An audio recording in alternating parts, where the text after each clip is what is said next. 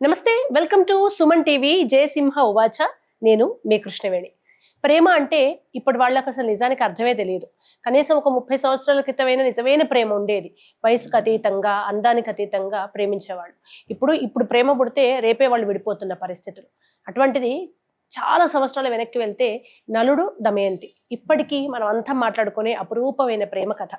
ఆ కథ గురించి ఇవాళ మనకి పూర్తిగా తెలియజేయడం కోసం జయసింహ గారు ఉన్నారు. మాట్లాడదాం. నమస్కారం జయసింహ. జై శ్రీరామ్. జై శ్రీరామ్. నలుడు దమయంతి అసలు వాళ్ళ జీవితంలో వచ్చినన్ని కష్టాలు, ఎడబాటు, విడిపోవడానికి కావాల్సిన అవకాశాలు కూడా చాలా మంది జీవితంలో ఉండవు. అయినా వాళ్ళు చివరి దాకా కలుస్తున్నారు. వాళ్ళ గురించి ఒకసారి మేము మాట్లాడు. ఇప్పుడు మీరు ఇంట్రో చెప్తూ ప్రేమ అన్నారు కదా, తెలుగు పదం అది. ప్రేమ అనే తెలుగు పదం, కానీ దాన్ని కొంత సపరేట్ చేసి చూస్తే ప్రే అనే దానికి రెండు స్పెల్లింగ్స్ ఉంటాయి ఇంగ్లీష్లో. పిఆర్ఏవై ప్రే అంటే ప్రార్థన. కొంతకాలం క్రితం లేదంటే కొన్ని శతాబ్దాల క్రితం భారతదేశంలోకి ఈ పాశ్చాత్య నాగరికత రాకముందు ఇట్లా మనం ఏది చెప్పుకున్నా సరే మొత్తానికైతే పూర్వకాలంలో ప్రే అనేది ఉండేది. ప్రేమలో పిఆర్ఏవై ఉండేది. ఇప్పుడు ప్రేమలో పిఆర్ఈవై ప్రే ఉంటుంది అనమాట. అంటే ఒకరినొకరు వేటాడుకొని ఒకరినొకరు ఎక్స్ప్లాయిట్ చేయడం. ప్రే అంటే జంతువులు వేటాడుతాయి కదా, అది ప్రే. అట్లా ప్రేమ స్వరూప స్వభావాలు మారిపోయినాయి. ఎప్పుడైతే ప్రేమ లవ్ అయిందో దాని తేడా తెప్పుకుంటు మనం ఎప్పుడు కూడా అంటే ఇంగ్లీష్ పుస్తకాల్లో Radha and Krishna there love అని రాస్తారు, కానీ తెలుగులో కానీ సంస్కృతంలో కానీ రాస్తున్నది రాధాది ప్రేమ భక్తి అని చెప్తారు. రాధాదేవి, సీతాదేవి రాముడిని ఇష్టపడింది, రుక్మిణీదేవి కృష్ణుడిని ఇష్టపడింది అప్పుడు కూడా చెప్పారు. రాధాదేవి చెప్పినప్పుడు మాత్రమే ప్రేమ భక్తి అని చెప్తారు. ఎందుకు అంటే ప్రేమ అనేది ఒక అతీతమైన పరిస్థితి. ప్రేమలో మంత్రాలు, జపాలు, హోమాలు, యజ్ఞాలు ఇటువంటివి ఏమి ఉండవు. ప్రేమ అనేది జస్ట్ కలుగుతుంది అంతే. అది ఎందుకు కలుగుతుంది అంటే ఆకర్షణే. ప్రేమ అంటే ఆకర్షణ కాదని చెప్పట్లేదు, కానీ ఆ ఆకర్షణలో కేవలం స్వార్థమో, కేవలం భౌతిక వాంఛలో ఇటువంటివి మాత్రమే ఉండవు. మనం నలదమయంతుల కథ తీసుకుంటే కూడా, మామూలుగా నలదమయంతుల కథ అంటే తెలియని వాళ్ళు ఎవరు ఉంటారు? సినిమాలు చూస్తుంటారు, లేదంటే భారత ప్రవచనాల్లో విని ఉంటారు. మహాభారతంలో వచ్చే ఒక ఉపకథ నలదమయంతుల కథ. ఈ నలదమయంతుల కథ ఎందుకు ప్రత్యేకము అంటే, మనం భారతం అనగానే పాండవులు, కౌరవులు, కురుక్షేత్ర యుద్ధం 18 రోజులు జరిగింది, ఒక యాక్షన్ మూవీ ఊహించుకుంటాం. ఈ యాక్షన్ మూవీలో మధ్యలో ఈ మెలోడ్రామా ఎందుకు వచ్చింది? స్టోరీ చెప్తున్న క్రమంలో వ్యాసుడు ఏం చేస్తారంటే, మహాభారతం అనేది ఒక గ్రంథం కాదు, గ్రంథాల యొక్క సమాహారం. భగవద్గీతనే స్వతంత్ర గ్రంథం. కురుక్షేత్ర యుద్ధంలో మొదటి రోజు చెప్పిన 700 శ్లోకాలు అంటే భారతంలో అంతర్భాగం అది. కానీ భారతంలో అంతర్భాగమైన భగవద్గీత ఇప్పుడు ఒక స్వతంత్రంగా ఒక పుస్తకంగా మారిపోయింది, ఒక గ్రంథంగా మారిపోయింది. నిజానికి చాలామంది ఏమనుకుంటారంటే, క్రిస్టియన్స్కి బైబిల్ ఉంది, ముస్లిమ్స్కి ఖురాన్ ఉన్నట్టుగా మనకు భగవద్గీత అని కూడా చెప్పడం అలవాటు అయిపోయింది. హిందువులకు భగవద్గీత ప్రధానమే, కానీ భగవద్గీత లాంటివి ఎన్నో ఉన్నాయి. వేదాలు, పురాణాలు, ఉపనిషత్తులు, బ్రాహ్మణాలు, అరణ్యకాలని ఇట్లా మనకు ఉన్నాయి. అయితే భారతంలో అటువంటి ఒక స్వతంత్రమైన కథ ఇది. నలదమయంతుల కథ భారతంలో ఉంది అని తెలిసిన వాళ్ళు కూడా తక్కువ మంది ఉంటారు. తెలియకుండా కూడా నలదమయంతుల సినిమా చూసో, సీరియల్ చూసో, లేదంటే పుస్తకాల్లో చదివో తెలుసుకున్న వాళ్ళు ఉంటారు. వాళ్ళకు ఎంతవరకు తెలుసు అంటే, నలదమయంతులు ఇద్దరిలో నలుడు రాజు, నలమహారాజు ఒక రాజు, దమయంతి ఒక మహారాణి, ఒక యువరాణి. వీళ్ళిద్దరి మధ్య పెళ్లి జరిగింది, గొడవ కష్టాలు వచ్చాయని మాత్రమే తెలుసు. మనం దాన్ని కొంచెం తాత్వికంగా చూసుకున్నప్పుడు, నలుడు నిషాద రాజ్యానికి రాజు, చాలా అందగాడు. అయితే దమయంతికి అతడి మీద ప్రేమ కలగడానికి ఆయన అందం కారణం అని కూడా కొందరికి భ్రమ కలుగుతూ ఉంటుంది. అందం కారణమే కావచ్చు, కానీ ఆ కాలంలో సోషల్ మీడియా లేదు, నలుడు సెల్ఫీ తీసుకొని పెట్టలేదు, ఫోటో పెట్టలేదు. మరి దమయంతికి ఎట్లా తెలిసింది? ఇదే లాంటి సీన్ మీకు రుక్మిణీ కృష్ణుల విషయంలో కూడా తెలుస్తుంది. రుక్మిణీదేవి విదర్భ రాజ్యంలో ఉంటుంది. అదే విదర్భ రాజ్యం దమయంతిది కూడా. ఇక్కడ ఆశ్చర్యకరం ఏంటంటే, ద్వాపర యుగంలో కృష్ణుడి కాలంలో రుక్మిణీదేవి విదర్భ యువరాణి, ఈ దమయంతి కూడా విదర్భ రాజ్యపు యువరాణి. అయితే రుక్మిణీదేవికి కూడా కృష్ణుడి గుణగణాల గురించి ఆమె సభలోకి వచ్చిన, అంటే వాళ్ళ తండ్రి సభలోకి వచ్చిన వాళ్ళు, ద్వారకలోంచి కృష్ణుడితో మాట్లాడొచ్చిన వాళ్ళు ఇక్కడ చెప్తుంటారు, కృష్ణుడు చాలా తెలివైన వాడు, కృష్ణుడు చాలా మంచివాడు, కృష్ణుడు ఆర్తత్రాణ పరాయణుడు, వీరుడు, ఇవన్నీ చెప్తూ ఉంటే విని రుక్మిణీదేవికి అతని వ్యక్తిత్వం మీద ఒక ఆకర్షణ ఏర్పడుతుంది. చాలా మందికి ఏంటంటే కృష్ణుడిని చూసి మోహించింది రుక్మిణీదేవి అని అనుకుంటారు. కాదు, ఇక్కడ మోహం లేదు. మోహం ఎప్పుడు కలుగుతుంది అంటే, ఒక అందమైన రూపాన్ని చూడగానే కలిగేది మోహం. ఇక్కడ రుక్మిణీ కృష్ణుల లాగానే నలదమయంతుల కథలో కూడా దమయంతికి కలిగింది మోహం కాదు, ప్రేమ కలిగింది. ఎందుకు అంటే, దమయంతి దగ్గరికి రకరకాల పద్ధతుల్లో నలుడి యొక్క గుణగణాలు వచ్చినాయి. నలుడి రూపము అవన్నీ రాలేదు, కాబట్టి ఆయన వ్యక్తిత్వాన్ని విని ఆమె ఆకర్షింపబడి అతన్ని తన భర్తగా మానసికంగా కోరుకుంది. అయితే ఈ సమయంలో నలుడికి కూడా దమయంతి యొక్క రూపురేఖల గురించి, ఆమె లావణ్యం గురించి, అలాగే ఆమె సద్గుణాల గురించి ఇవన్నీ తెలిసినాయి. తెలిసడంతో అతను కూడా దమయంతిని పెళ్లి చేసుకోవాలని అనుకున్నాడు. ఇంతవరకు మనకు ఒక ప్రేమ కథలాగా కనిపిస్తుంటుంది. ఇందులో ఒక హంస ఎంటర్ అవ్వడం అనేది, నేను ఇక్కడ ఏం చెప్తానంటే, మన భారత రామాయణ కథలని కానీ పురాణాల కథల్ని కానీ కేవలం భక్తితో చూడడం కాకుండా కొంత సాహిత్య దృష్టితో చూసినప్పుడు కూడా హంసరాయబారం అనేది ఒక గొప్ప సాహిత్య ప్రయోగం. మీకు ఇప్పుడు తర్వాత కాలంలో పావురాలు లవ్ లెటర్స్ తీసుకుపోయి ఇచ్చినట్టు సల్మాన్ ఖాన్ సినిమాలో కనిపిస్తుంది కదా.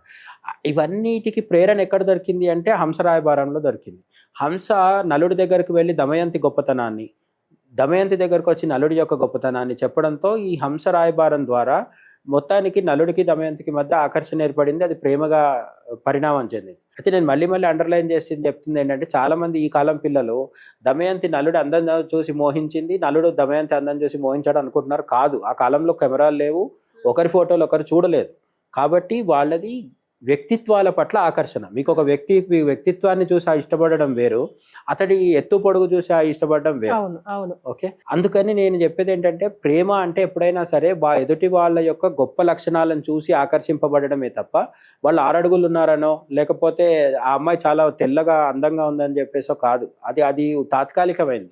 ఈ మధ్య కాలంలో ప్రేమలన్నీ కూడా అరేంజ్ మ్యారేజ్ అయినా లవ్ మ్యారేజ్ అయినా వెంటనే డైవర్స్కి ఎందుకు వెళ్తున్నాయంటే, వాళ్ళ యొక్క బాహ్య రూపం పట్ల వీళ్ళు ఆకర్షితులు అవుతున్నారు తప్ప ఆంతరంగికంగా వాళ్ళ వ్యక్తిత్వం ఏంటి అనేది తెలుసుకునే లోపే డైవర్స్ వచ్చేస్తాం.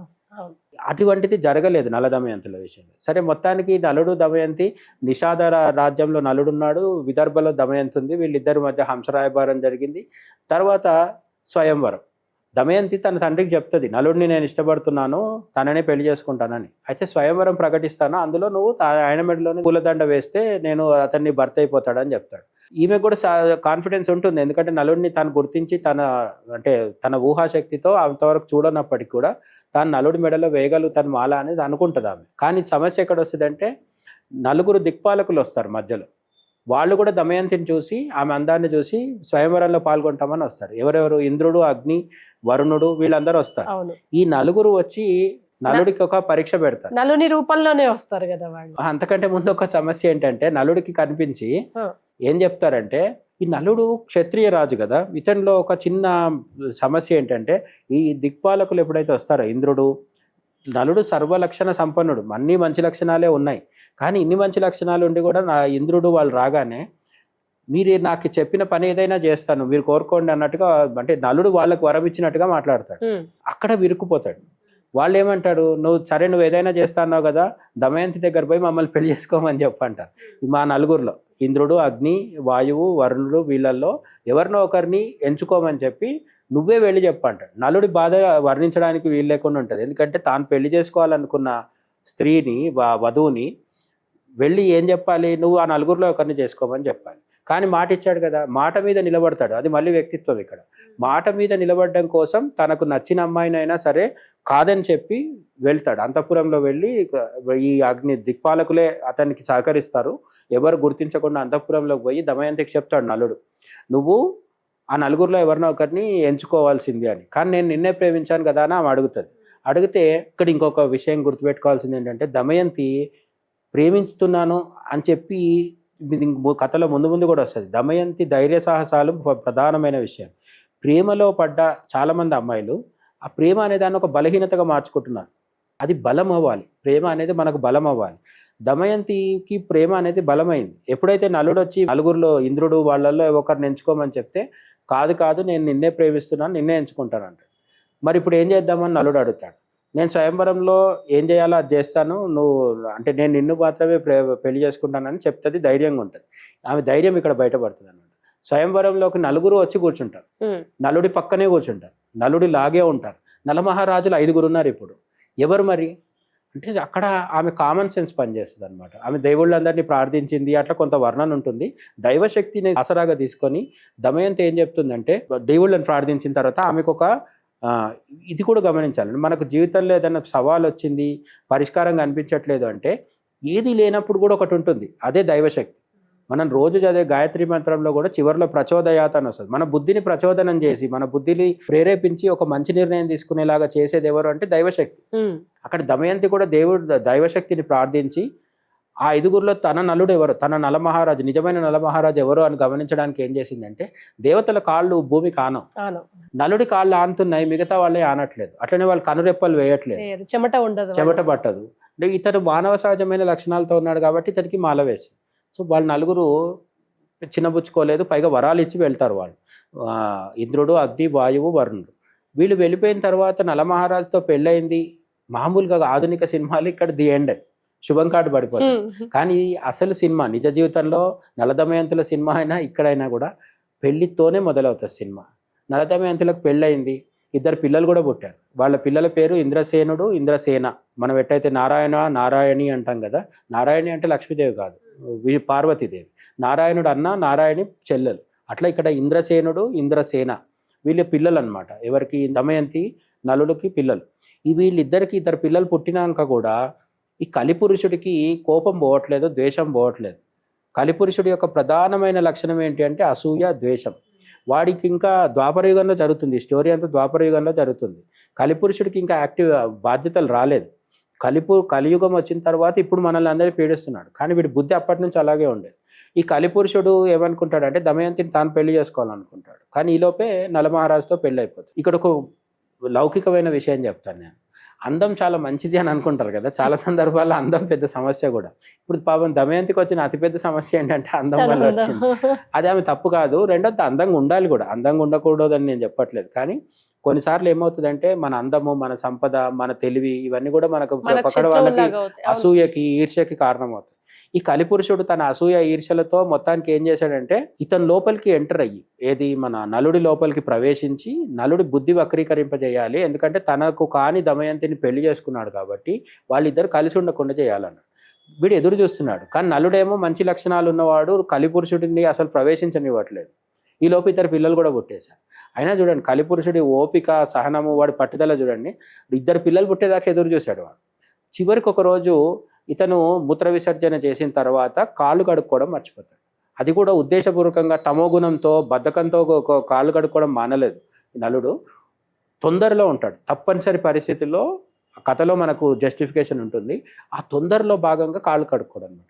ఇక్కడ ఇంత చిన్న రీజన్ ఎందుకు చూపించారని మనకు డౌట్ రావచ్చు. కలిపురుషుడు ఆ కాళ్ళు కడుక్కోకుండా అపరిశుభ్రంగా ఉన్న నలుడిలోకి ఎంటర్ అయిపోయాడని స్టోరీ చెప్తుంది. కాళ్ళు కడుక్కోకపోతే ఇంత పెద్ద పనిష్మెంట్ ఇస్తారా అని డౌట్ రావచ్చు కదా. కానీ అక్కడ ఎందుకు అది చూపించారంటే ఒక పెద్ద సమస్యకి కారణం చిన్న ఏమరపాటు అనేది మనం గుర్తుపెట్టుకోవాలి.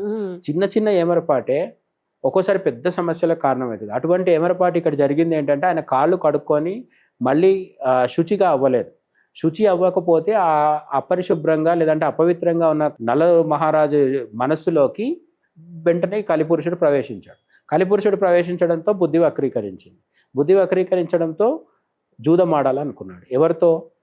తన పెదనాన్న కొడుకుతో, అంటే పాలివాళ్ళు ఉంటారు కదా, వాళ్ళు అన్న వరుస అవుతాడు. అతన్ని పిలిచి జూదం ఆడాడు. జూదంలో అన్ని పోతున్నాయి, ఒక్కొక్కటి పోతూ ఉంది. కలిపురుషుడు నలమహారాజు దీంట్లో ఎంటర్ అయ్యాడు, కానీ దమయంతి దగ్గర ఎంటర్ అవ్వలేదు కదా. ఆమె బుద్ధి పనిచేస్తుంది, ఆమె ఇంకా సత్వగుణంతో సాత్వికంగా ఉంది, కలిపురుషుడి ప్రభావంలో లేదు. అందుకని ఆమె ఏం చేసిందంటే తన కూతురు, కొడుకు ఎవరైతే ఉన్నారో పిల్లల్ని పుట్టింటికి పంపించేసింది. దూతకిచ్చి నువ్వు తీసుకొని వెళ్ళిపో వీళ్ళని. ఎందుకంటే ఆమె అప్పటికే రోడ్డు మీదకి వచ్చింది. కోట పోయింది, బురుజు పోయింది, సింహాసనం పోయింది, నగలు పోయినాయి. పిల్లలు, తల్లికి భర్త ప్రాధాన్యమే కానీ పిల్లలు ఇంకా ఇంపార్టెంట్ కదా. సో చిన్నపిల్లలు ఇద్దరిని ఏం చేసిందంటే దూతకిచ్చి పంపించేసింది, పుట్టింటికి వెళ్ళిపోయింది. ఇప్పుడు వీళ్ళిద్దరూ మాత్రమే మిగిలారు. వీళ్ళిద్దరు మిగిలిన తర్వాత ఏముంది, జూదంలో కలిపురుషుడి ప్రభావంతో పూర్తిగా పోయిన తర్వాత వీళ్ళిద్దరు ఊరి చివరిలో పోయి ఒక దగ్గర చెట్టు కింద కూర్చోవాల్సి వచ్చింది.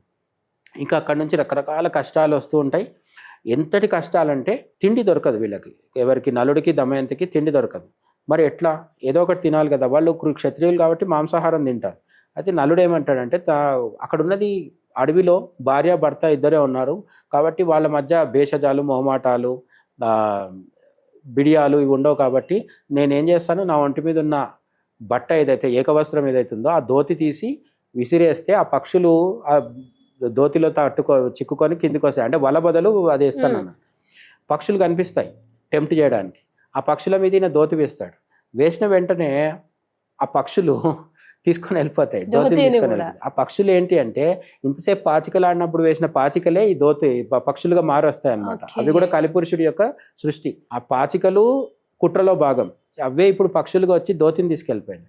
అతను ఏమంటారు నగ్నంగా దిగంబరంగా మిగులుతాడు. అప్పుడు దమయంతి దేవి చీరనే ఇద్దరు షేర్ చేసుకొని కవర్ చేసుకొని ఎదురు చూస్తూ ఉంటారు. కానీ నలుడికి బాధేస్తుంది. నలుడు నిజానికి ఉద్దేశపూర్వకంగా తప్పులు చేసిన వాడు కాదు, విధి వక్రీకరించి నాకు ఒక కలిపురుషుడి ప్రభావానికి లోనయ్యాడు కదా, అతను తప్పు చేసేసాడు, అడవిలోకి వచ్చి పడిపోయారు. కానీ ఇప్పుడు ఆయన బాధ ఏంటంటే తప్పు చేసింది నేనైనప్పుడు భార్య ఎందుకు బాధపడాలి అని. ఆ రాత్రి అతను ఏం చేస్తాడంటే తను కప్పుకున్న భాగం ఏదైతుందో అంతవరకు చింపి నడుముకు కట్టుకొని అతను వెళ్ళిపోతాడు. ఆమె పూర్తి వివస్త్రగా నగ్నంగా ఉందనే తప్పు. మన వాళ్ళు కొంతమంది అట్లా ప్రచారం చేస్తారు. అండ్ ఆకులు కట్టుకుంది ఇవన్నీ కూడా కొంత అతిశయోక్తి, అంటే కొంచెం ఆమె మీద ఎక్కువ సింపతి తేవడానికి. ఆమెకు తన భాగం ఆమెకు ఉంటుంది, కానీ పూర్తి చీర ఉండదు, కొంత భాగం ఈయన కట్టుకొని వెళ్ళిపోతాడు అనమాట. వెళ్ళిపోయిన తర్వాత ఆమె లేచి ఆమెకి ఇంకా ఆమె స్థితిలో ఒకసారి ఉండి ఆలోచిస్తే మనకు ఒళ్ళు జలధరిస్తుంది. ఎందుకంటే ఆమె పిల్లల్ని కూడా వదిలేసి భర్తతో వచ్చింది, భర్త కోసం భర్తతో పాటు అడవిలో ఉంది. ఆమె ఎప్పుడు కంప్లైంట్ చేయలేదు, నువ్వు జూదం ఎందుకు ఆడావని ఆమె ఏం గొడవ పెట్టుకోలేదు. అంత పాతివ్రత్యంతో అంత విధేయతతో ఉన్నప్పటికి కూడా ఈయన కారడవిలో వదిలేసి వెళ్ళిపోయాడు. నలుడి బాధ మనం అర్థం చేసుకోవచ్చు. ఏమని, ఆయన తన పశ్చాత్తాపంతో ఈమెను ఇబ్బంది పెడుతున్నాను అనుకున్నాడు. ఇబ్బంది పెడుతున్నాననే పశ్చాత్తాపం వల్ల ఆయన చేసింది ఏంటి, ఇంకెక్కువ ఇబ్బంది పెట్టి అడవిలో వదిలేసి వెళ్ళిపోయాడు. ఏ జంతువు వచ్చి తింటే అదే జరుగుతుంది. అక్కడ ఒక కొండ చిలువ వచ్చి పట్టుకుంటాడు. ఆ కొండ చిలువని ఒక వేటగాడు వచ్చి చంపుతాడు.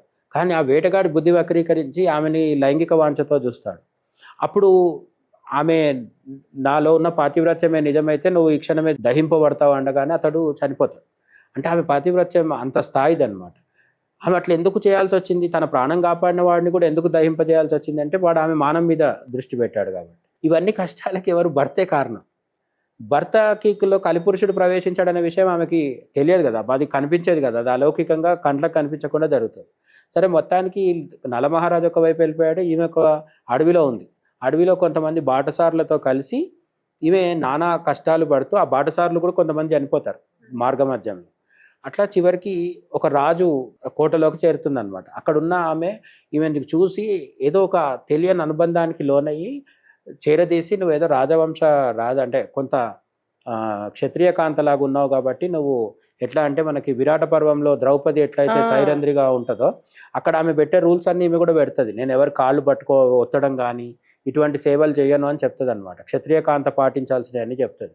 చెప్తే అన్నిటికి ఒప్పుకొని ఆమె ఆశ్రయం ఇస్తుంది అక్కడున్న రాజు మందిరంలో ఉన్న. ఆమె ఎవరో మనకు చివర్లో తెలుస్తుంది, అది చిన్న కిటుకు అనమాట. తర్వాత ఈ నలమహారాజు పరిస్థితి ఏంటి, ఈయన ఋతుపర్ణుడు అని అయోధ్య రాజు ఉంటాడు అనమాట. ఆయన దగ్గరికి చేరుతాడు. ఎట్లా, మధ్యలో కర్కోటకుడు అని ఒక పాము ఉంటుంది. ఆ పాము దహింపబడుతూ ఉంటుంది, మంటల్లో చిక్కుకొని కాలుతూ ఉంటుంది అనమాట. ఆ కర్కోటకుడు అనే పాము ఏమడుగుతుంది అంటే నలుడిని, నా ఒళ్ళంతా కాలిపోతుంది, నన్ను నదీ తీరంలో తీసుకుపోయి నీళ్ళల్లో వదిలితే నాకు ఈ మంట తగ్గుతుంది అని చెప్తాడు. కర్కోటకుడిని తీసుకుపోయి నీళ్ళల్లో వదిలితే అతని మంటలు ఆరిపోతాయి, కానీ ఈ లోపు అతను కాటేస్తాడు.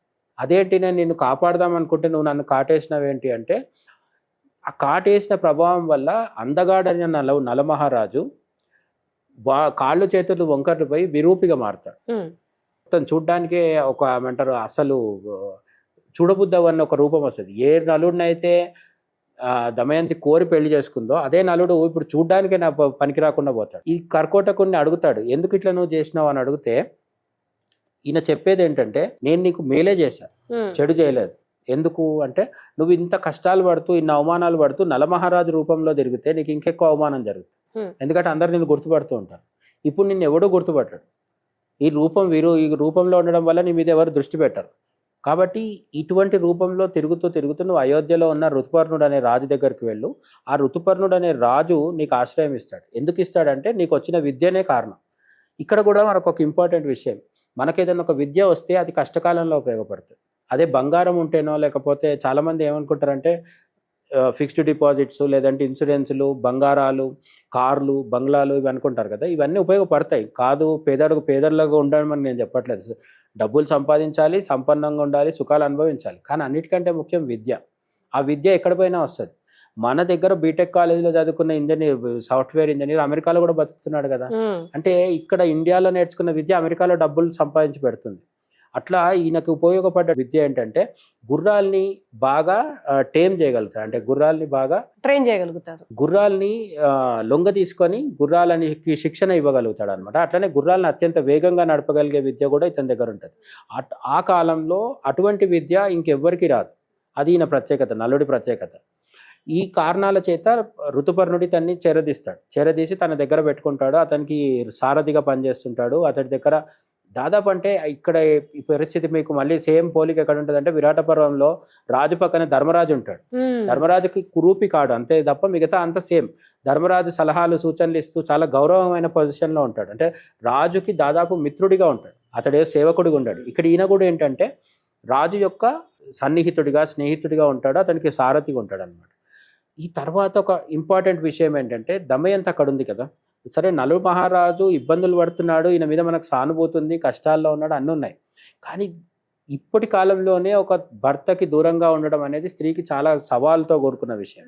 ఆ కాలంలో భర్తకి దూరంగా ఉండడం అది ఒక మహారాణి. కానీ సరే ఆమె ఏదో ఇంకో రాజ్యంలో ఆశ్రయం పొందింది. కానీ అక్కడ బయటపడేది ఏంటంటే కథలో భాగంగా నేను ఇంతకు ముందు చెప్పా కదా, ఆమె ఎవరో చెప్తానని చెప్పాను కదా, ఈ ఒకానొక రాజ్యంలో ఈమెని రోడ్డు మీద వెళ్తుంటే గుర్తించి ఆశ్రయం ఇచ్చిన ఆమె ఎవరు అంటే దమయంతి తల్లికి సోదరి, పెద్దమ్మ. ఆమెకు ఈమెను చూసి తెలియని అనుబంధం ఏదో కనిపిస్తుంది, కానీ అది గుర్తుపట్టలేదు. అంటే ఈ దమయంతిని ఆమె పెద్దగైన తర్వాత చూడకపోయి ఉండొచ్చు కదా, ఆ కాలంలో రాకపోకలు తక్కువ ఉంటాయి కాబట్టి దమయంతి వాళ్ళ తల్లికి సోదరి అయినప్పటికీ ఆమె గుర్తుపట్టదు. కానీ ఆమెకు అనుబంధం, ఒక ఆత్మీయమైన అనుబంధం ఆమెకి అనుభవంలోకి వస్తుంది. ఆ ఫీలింగ్తో ఆమె ఆశ్రయం ఇస్తుంది. తర్వాత దమయంతి తండ్రి ఎవరైతే ఉంటారో ఆయన అన్ని రాజ్యాలకి దమయంతి ఎక్కడుందో వెతకమని చెప్పేసి బ్రాహ్మణుల్ని పంపిస్తాడు. ఆ బ్రాహ్మణులు తిరుగుతూ దమయంతి ప్రస్తుతం ఉన్న రాజ్యానికి వచ్చినప్పుడు అక్కడ ఈమెను చూసి గమనించి అక్కడ వచ్చిన బ్రాహ్మణుడికి అనుమానం వచ్చి ఈమె దమయంతి ఏమో చూడండి అని చెప్తారు అనమాట. అక్కడ అంతఃపురంలో ఆమెని ముఖం కడుక్కోమని చెప్పినప్పుడు ముఖం కడుక్కుంటే ఆమె రెండు కనుబొమ్మల మధ్యలో ఒక పుట్టుమచ్చ ఉంటుంది. అది దమయంతికి మాత్రమే బ్రహ్మదేవుడు ఇచ్చిన ఇదనమాట. ఆ పుట్టుమచ్చ ఆధారంగా ఆమెను గుర్తుపట్టి తిరిగి తన తండ్రి దగ్గరికి దమయంతి చేరుతుంది. ఇక్కడితో దమయంతికి నిజానికి ఈ కాలంలో అయితే తనని అడవిలో వదిలేసి కష్టాల పాలు చేసి వెళ్ళిపోయిన భర్త గురించి తండ్రి దగ్గరకు వచ్చి రాజ్యంలో మళ్ళీ సుఖమైన జీవితం దొరికినప్పుడు ఇంకెవరు పట్టించుకోవాలి, ఆలోచించాల్సిన అవసరమే లేదు. ఇప్పుడు కాలంలో అయితే కొన్ని కేసులు ఉంటాయి, భర్త బాగా చదివిస్తాడు, భార్య US లో పోతుంది, అక్కడ బాయ్ ఫ్రెండ్ ఉంటాడు, ఇతను వదిలేస్తాడు. అంటే స్త్రీలు తప్పని చెప్పట్లేదు, ఇద్దరు, వీళ్ళు మోసం చేస్తున్నారు, వాళ్ళు మోసం చేస్తున్నారు. అవకాశం ఎవరికుంటే వాళ్ళు మోసం చేస్తున్నారు. మగవాళ్ళు ఇంకెక్కువ చేస్తారు. నేనైతే స్త్రీలను తప్పు పట్టట్లేదు, వాళ్ళకంటే వీళ్ళు ఎక్కువ చేస్తారు, వీళ్ళు కొత్తగా నేర్చుకున్నారని నా బాధ.